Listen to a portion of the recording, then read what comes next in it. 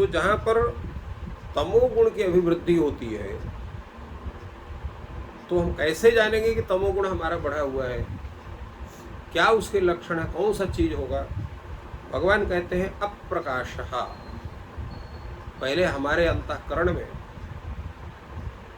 और हमारे इंद्रियों में पहले क्या होगा? अप्रकाश होगा। अप्रकाश का मतलब क्या होगा?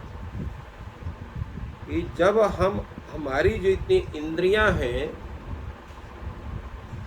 उनमें जो दीप्ति होना चाहिए, वो अनेक प्रकार का जो उसका उज्ज्वल स्वरूप होना चाहिए, पूर्ण क्षमता होनी चाहिए, पूर्ण प्रकाश की स्थिति होनी चाहिए, उसी का अभाव होगा। जब उसका अभाव होगा तो तत्त इंद्रियों के द्वारा जो तत्त विषयों का सेवन है वही गलत हो जाएगा।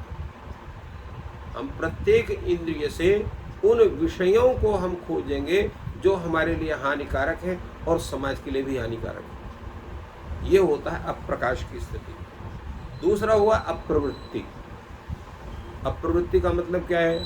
अप्रवृत्ति शब्द के दो अर्थ हम मान सकते हैं। एक होता है कि अच्छे कर्मों में अप्रवृत्ति और एक होता है दूषित प्रवृत्ति। अच्छे कर्मों में अप्रवृत्ति होना, दुष्कर्मों में प्रवृत्ति होना, इसी को हम कहते हैं अप्रवृत्ति। और तीसरा है प्रमाद। प्रमाद का मतलब क्या है? कि प्रमाद क्या है? कि उचित कार्य के विषय में हमको सचेष्ट न रहना, उचित कार्य के संपादन में सचेष्ट न रहना,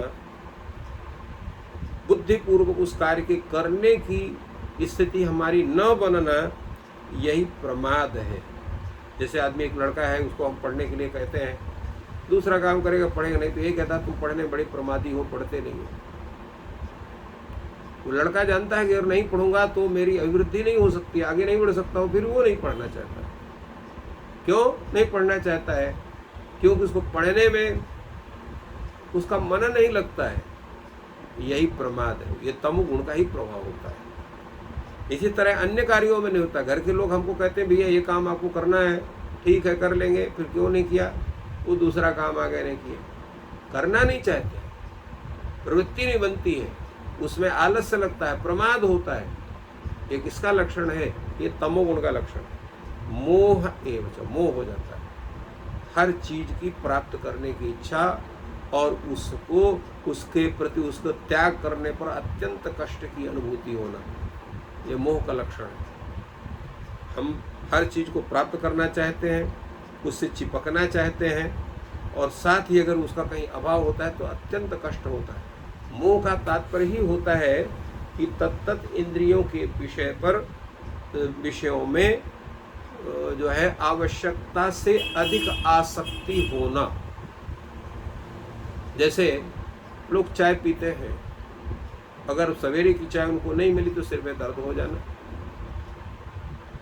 या जिसको जो तंबाकू वगैरह खाते हैं या अन्य चीजों का नशा करते हो, ये क्या है? ये तमोगुण का स्वरूप है। ये जिस चीज के बिना हमारा जो स्वरूप है, हमारा जो दिनचर्या है वो प्रभावित हो, वो सब के सब जितने ये इनको हम विषय कह सकते हैं या व्यसन कह सकते हैं, ये सब प्रमाद के ही स्वरूप बनते हैं। तो तमसी एतानि जायन्ते, भगवान श्री कृष्ण कहते हैं तमोगुण की अभिवृद्धि होने पर तमसी विवृद्धे, तमसी विवृद्धि, तमोगुण के अभिवृद्धि, विवृद्धि कहा, विशिष्टम वृद्धम इति विवृद्धम, विशिष्ट वृद्धि हो माने अत्यधिक बढ़ने पर ये स्थिति हमारी होती है, शरीर की स्थिति होती है, मन की स्थिति होती है। जो हमारे अत्यंत हित चिंतक है उन्हीं को हम अपना शत्रु समझने लगते हैं, और जो हमारे स्वार्थ में सहायक होते हैं, वस्तुतः हमारे मित्र नहीं होते हैं, ऐसे लोगों के प्रति हमारी प्रीति बढ़ती है। और जो ऐसे व्यक्ति हैं कि जो हमारे कल्याण की बात सोचते हैं परंतु बीच बीच में जो वाक्य कहते हैं वो वाक्य हमें अच्छे नहीं लगते हैं, वस्तुतः वो हितकारी हैं, वो हमें बुरे लगते हैं, शत्रु जैसे दिखाई पड़ते हैं, तो ये स्थिति होती तमोगुण की।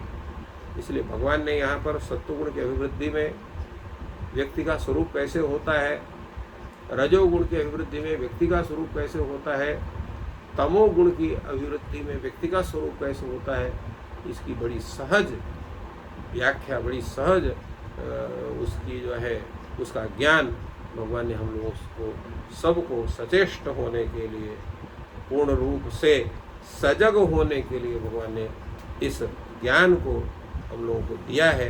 इसका लाभ उठा करके अपने जीवन को हम लोग सफल कर सकें।